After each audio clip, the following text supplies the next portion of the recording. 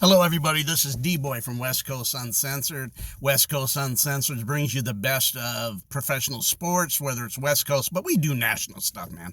We just don't stick to that. We're very diverse in everything we do, from the NFL to the NBA to college football to Major League Baseball. How about Major League Baseball, man? With all the things the Astros are saying and doing, this thing is is just on fire with gasoline poured on it. It has other teams are getting involved. Other players are getting involved and making all kinds of statements. So, we talk about everything. This will be my Monday mayhem. Well, so we're going to just call it mayhem because it's not Monday, it's Tuesday. But this is our mayhem, and we're going to talk about reviews and the best of professional wrestling on this day. West Coast Uncensored has now westcoastuncensored.com. Go there. We're going to be adding we've added videos, we've added features, and what I'm offering right now as I'm talking is anybody that has a business that wants to put their business, maybe get it on my website and have it promoted on my website. It will only cost you $10 a month, which, if you know business and you're a business person, $10 a month, that's a write-off. So it's really for free, but for us, it will be $10 a month. We will put you on our website. We will definitely promote your business, and also your promoting of the business will come here on my videos and on some of our podcasts. So this is West Coast Uncensored coming at you, and we're going to talk a little bit about this mayhem. We won't call it Mayhem Monday or Tuesday. It is a Mayhem Monday, but we're just going to call it Mayhem Day. And what we're going to talk about here is the fact that the rumors and what's going on in the best of professional wrestling. And we're going to cover today what's going on with AEW and all the thing about the big hosses right around the corner. Also, last night, as we seen, it appeared that for sure that Matt Hardy was written off the show as he was crushed again. Of course, WWE does that to everybody. It should not surprise you. I got people going, why would you do that? It's been done, Ambrose. It's been done, what they did to Brody Lee. All those is done. I mean, this is repeated stuff, and it's not even done recently. It's been done for years. It appears after last night's attack on Raw, they brought Matt Hardy back. And after last week's attack, which they could have read him off, they had to get double for your trouble. And of course, the pettiness of the WWE to, send him out and say, here's your exalted one. We've crushed him. But he's so, it really ain't going to happen that way, because AEW will be able to flip it, and Matt Hardy's so creative, he'll be able to flip it, what he's doing now. Go enjoy yourself, do what you do, and do the thing, and don't worry about it. But that rumor, officially March 1st, that is the rumor when his contract ends. So if they have Revolution is the 29th. If the first ends, that means you probably won't see him on the 29th, because officially he can't. He could the next day. I've even thought, what if he was to go in there and they were able to back the show up to midnight? And what I mean by midnight Eastern, of course it'd be Pacific, it'd be 9, it'd be 11 Central, depending on how that contract date, on which time the contract ends. If you were to bring him out at 9:01 or 12:01 Eastern Standard Time, but the show probably won't go that late. The show starts at 5. It's kind of pushing it. It might go to 9 if they can get a couple minutes and maybe show him. That would only be the only way they do it. Otherwise, you'd probably get him the next week, or unless there's a special date they want to do, but you'd probably get him the next week on Dynamite. So those are some of the things. Rumors, Rochester's Brody Lee would make his debut in his hometown. We will see. That his hometown, is they invade the Tri-Cities in that month of March. He's able to show up now, but also he's able to.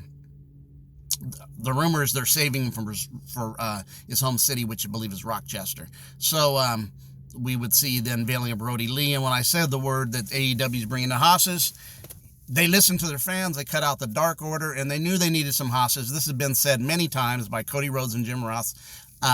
We got a handful. We just seen Jeff Cobb make his debut, and on this week's Dynamite, Jeff Cobb will be wrestling as the Assassin, as the as the hitman hired by Chris Jericho, will wrestle Jon Moxley this week on Dynamite. Who's looking forward to that? As the Hawaiian tour will be at Dynamite, and that should be a great match. Definitely worth watching. Tune in Wednesday night, TNT, plugging it for AEW. I watch every week. Anyway, so what is happening with that is another big man. Jeff Cobb may not be super tall, but he's as big, as tall as he is as wide as he is. About 265, 270 pound former Olympic athlete. He made his debut. Also on the horizon, as I said, Brody Lee. Also, there's rumors about Lance Archer. When would Lance Archer make his debut? Could it be Revolution? That's my thinking, Lance Archer at Revolution. Could Lance Archer make that? Could it be a Dynamite? Could it be Revolution, which is only 10 days away on the 29th? We're at the 18th, so 11 days away, roughly. A week from this coming Saturday when Revolution is. Would Lance Archer make his debut there? Another one is Brian Cage. Brian Cage, after it was said that he had signed, he denied it. His wife went first on social media and denied it. But I believe where there's smoke, there's fire, that you will see Brian Cage. I don't know. There's a claim that he had an injury, and maybe he did, but I don't know if it was significant. It was significant to keep him out for months, or was it just something to do to unveil him soon?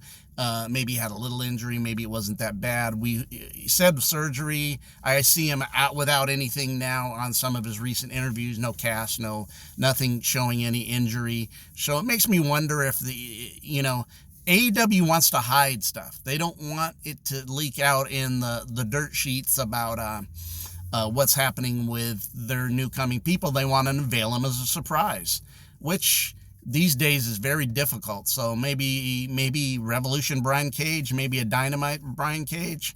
We shall see.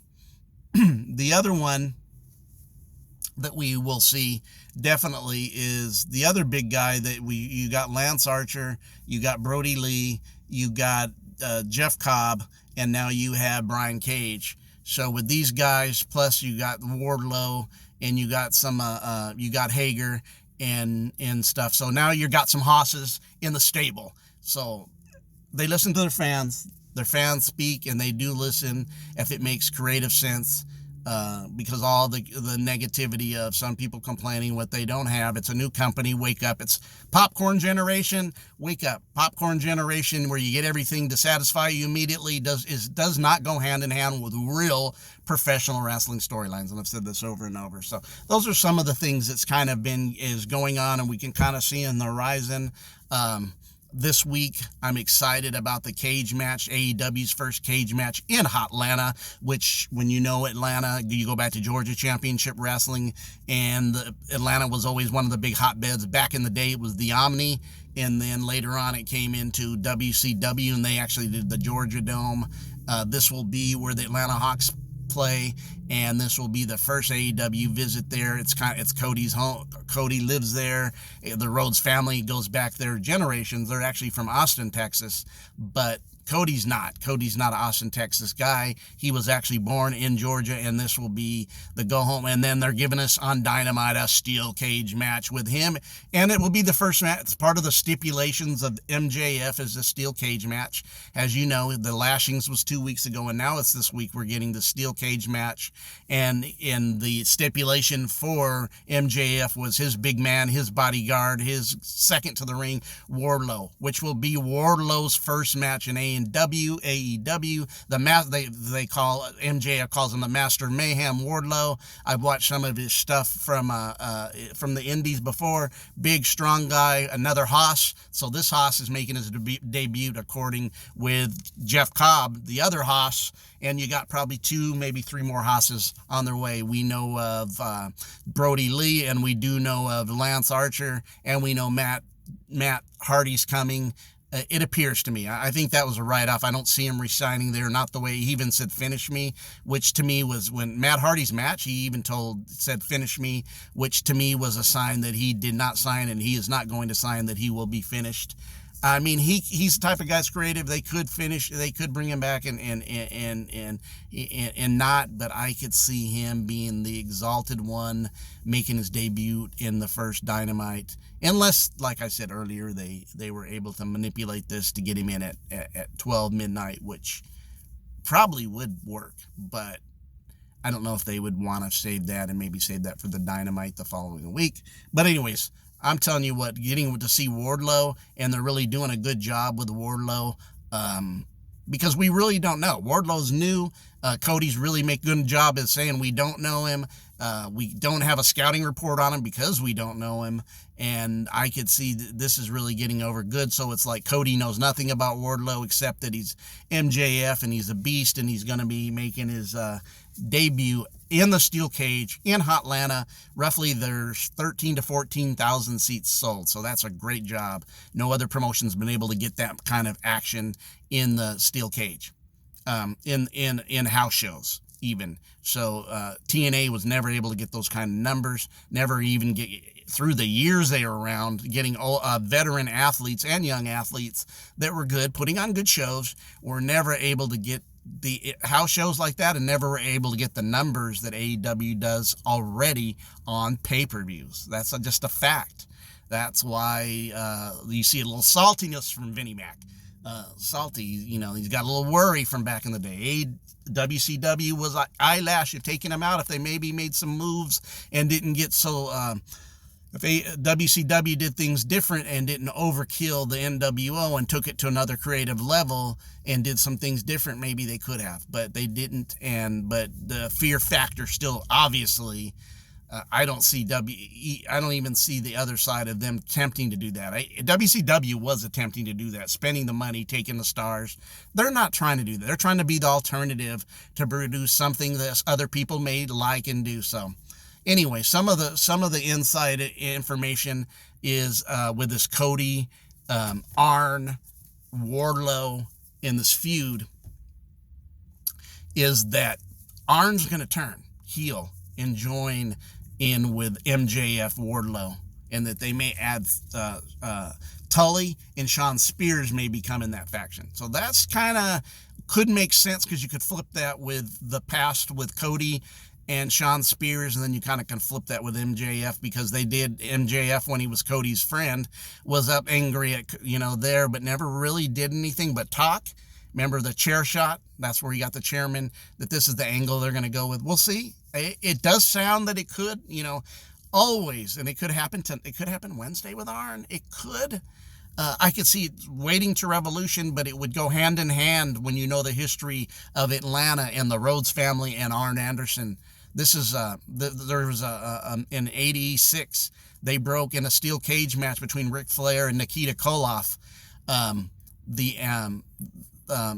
Dusty came out and helped Ric Flair, because the Russians were assaulting Flair in the cage, because it was heel versus heel match, really, because the Russians were heel and the Horsemen were heel. And Dusty cleared out all the Russians, Nikita Koloff, Ivan, and I believe at that time Crusher Khrushchev, who ends up being part of Demolition later. So this is the history in Atlanta. The Horsemen come in, lock the cage, and they break Dusty's leg, which is a historical event of professional wrestling history. So much heat that you see MJF getting. This is when you really could get heat. Actually, they had to get the Horsemen out of the arena and pass through. It took an hour and a half. And they had to bring not just security, they had to bring sheriffs, because people actually got so much heat, wanted to stab and take a knife and actually stick Arn Anderson and stick the Horsemen. Yes, that's the history of Atlanta with the Andersons and the Rhodes. Could that be unveiled, that history revisited at Dynamite? It would go hand in hand with the history there. So just something to keep in mind. But that is a rumor. That is that the Andersons and that Arn will turn and join the stable, which I was thinking, I just can't see Revolution MJF and Cody being the blow-off match. I can't see this being the end of the feud. This feud is just heating up. They did a great thing, a great booking long-term. You just don't, people that, today are not used to this, and this is how wrestling's done at its best. Things take 3, 6, and 9 months to a year, sometimes storylines. and then to start, and then you carried on another 6 months. It's just not one blow-off match, which has kind of been the norm for the last so many years. So we'll see. But anyways, I could see it being saved for Revolution, to be honest. And then you can carry it from Revolution, and I think the blow-off could be double or nothing. Another thing that we have here is we have the Jericho-Moxley match coming up. Of course, tomorrow night we have Jericho throwing another obstacle, throwing Jeff Cobb, the assassin. What would be his obstacle for the next week before Revolution if Jeff Cobb doesn't? I don't think Jeff Cobb's going to beat him. You have to get Moxley's got to get the win. You could have Moxley get the win again and then have another beatdown. Whether they choose to have Moxley get the upper hand this week, that's professional wrestling. This ain't this candy coater stuff that you see on as we know. I don't have to say it, but this is professional wrestling, doing it the way that it was always intended to do, doing it by the foundation. Heard my video from about 9 months ago. Is it sports entertainment or was it sports oriented? How do you do it? And what was the foundation? And I could say great explanation of what you see these days. But anyways, so that's kind of what's going on. I could see them, the Exalted One, coming forth. Will there be another obstacle put in place for Moxley for next week? Will it be another beatdown by the Inner Circle? I do not think Cobb will get the win. Could it be that it could be Lance Archer being the last obstacle? Because that would make sense, because Lance Archer is actually the one coming, and there was rumors and backstage that Lance Archer was there at Dynamite last week. So kind of interesting to see what's going to happen here with all this. Lance Archer and making his debut, would he be the last obstacle? Will they have a beatdown? Will Moxley get the best of him, and then the week before Revolution it will be switch over and be the beatdown as they went back and forth in an alternative, not each week. It's kind of been doubles, but they could turn to singles as we only got 2 weeks left before the Revolution, 2 more Wednesdays. As you know, we had the women title change last week. Nyla Rose, they've been pushing her as the Native Beast. They've been pushing her as the Crusher, as just really being a powerhouse, putting you through dominant force, and how they'll carry that off to try to exalt the women's division and take it to another level. Let's hope they do. You got to give this time where people want that instant gratification. So with their negativity, this is a new wrestling organization that has time to build its product. Common sense. You are gonna, and I like the thing that you're gonna make mistakes, but then you reverse the mistake and say, this is what we're gonna do differently. They did that by dropping the Nightmare Collective and dropping some of the other stuff that was not working, which tells me they listen to their fans, which is not what the other show does. Just real as it's gonna get. I'm one to call out a spade. So anyways, the reality is too, as I want to kind of mention, this show has been great. Dynamite's been signed for 4 years. Within 3 months of its beginning, it's been signed for 4 more years. So it means it's had success. TNT's digging what they're doing. They're going to add another show. And adding another show would be great if you do it the right way to promote some of the people we can't see every week. Because 2 hours doesn't get your whole roster really promoted. It doesn't. So another show to promote the other parts of the roster, adding a men's title. I know that they want to add another women's title, but I think you have to fix the women foundation of them before you can add a women's title. And look, still scan for young talent in the indies and some veterans who are being released from contracts, whether it's next WWE or I'd love to have a Jordan Grace and a Tessa Blanchard, or even a Taya Valkyrie. I just kind of wonder about Taya, since Johns went back to WWE, if she would go there, or would she continue trying to do her own thing her own way, because she'd be a great addition. Those 3 Impact girls would be a great addition. Even Rosemary, I think, would be a great addition, and I even think Su Yung would be a great addition to AEW. It's got to do it right. I think they can clear this out and do things. They just and get a good foundation. Like some of the girls we don't see. We haven't really seen Sadie Gibbs for a while, and we've never really seen her. And we haven't seen Shanna for a while. It's just, another show would definitely help with some of the undercard and especially the women's division. So that's kind of what news. I'm trying to think of what other news is I could. Signing, of course, one of the things. Killer Kross did go to NXT and sign with WWE, and I was really afraid of that. I dig Killer Kross. I like his character. I like his promos. You're going to a place that will dictate what you do, and I always was worried that if you went there, and when Scarlett Bordeaux, his girlfriend, went there first, I was afraid that he would go there, and he did. He signed, he's there. I hope it works out for him. I'm very leery. I think if he would have came to AEW, he would have been put in the top part of the booking.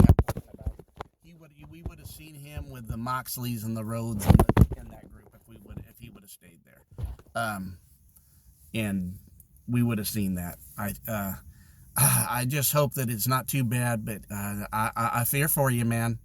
That place, there's a bunch of you there, and their creative isn't necessarily what you do. Their creative is what they do for you, and you got all kinds of people telling you they stiff their creative. I think he's taking a big chance. His girlfriend went there first. Yeah, I thought A&W would have been a whole better fit for him. He would have jumped right into world championship level. I thought matches against some of the people, top notchers. I thought he would have been another Haas added to that. Great matches he could have fit in there, but he didn't. He went where his girlfriend did. Keep going, Killer. I hope it's successful, but I was kind of afraid of that. The Revival haven't signed. They've thrown blood money at the Revival. They've thrown $700,000 a year. Now they're going to bury them for their last month and a half as their contracts ends in April, right around that WrestleMania time. But they're getting ready to get the weekly bury like Matt Hardy did. So because they haven't signed, they want to be creative. They actually went out and did some of their putting down some of their own names and their naming rights and all that for two other names, I believe. They could be held back a little bit because of time lost by one of the Revival members, and they could be held back and they may not go anywhere because of that yet, because I think one is free and one they could keep longer in the pettiness of that, which, come on, it's there. I got people trying to defend it, and I'm like, man, come on, man. But anyways, we'll see. But I expect him to come. Love to see him at Double or Nothing, and I'm going to Double. D-Boy, West Coast Uncensored, Vegas, May 23rd. We will be at Double or Nothing, man, and I'm really trying to get information because the rumor is there won't be a StarCast. Tickets didn't sell out like they did last year. They sold out 13,000 in 31 minutes.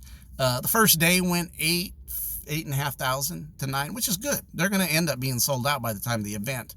And then kind of hearing, I wonder if because the StarCast is not involved. Maybe because, people like to go on trips to Vegas and some of these bigger cities like that, which is a destination vacation place. And if you have StarCast now, you fill my days with vacation. And I was hoping there's StarCast because I was ready to go. But hopefully they can still get it in. But it has not been announced. But I will be at Double or Nothing. Any other news? We know that Tessa Blanchard is the first world champion that has actually what we've considered the male belt. She is the world champion at Impact. How they're going to get that over, don't know. I hear this summer her contract ends. Some other people that it could be I'm kind of wondering about would be Hammerstein from MLW. When his contract ends there, I will see him at PCW in March 28th. I'll be at the Indie Show in LA, Wilmington. I'm going to put that PCW Ultra. I will be there. Hammerstone will be there. Definitely has his connection with MJF. Could he be another big hoss that could go? And also some of the other guys that are there, I could see Davey Boy Smith Jr. Possibly. So going to get a better update on some of this other stuff, but you shall see things unveil, and I believe in the next couple of weeks what's going on. 2 to 3 weeks you will see a big change in some of the things that you did not realize will be. And you guys have a great day. Also, what will happen at Revolution? Will Chris Jericho drop the title of Jon Moxley, or is it too early? That's another question I have. You guys have a great day. From West Coast Uncensored, D-Boy, Monday Mayhem, Reviews and Rumors.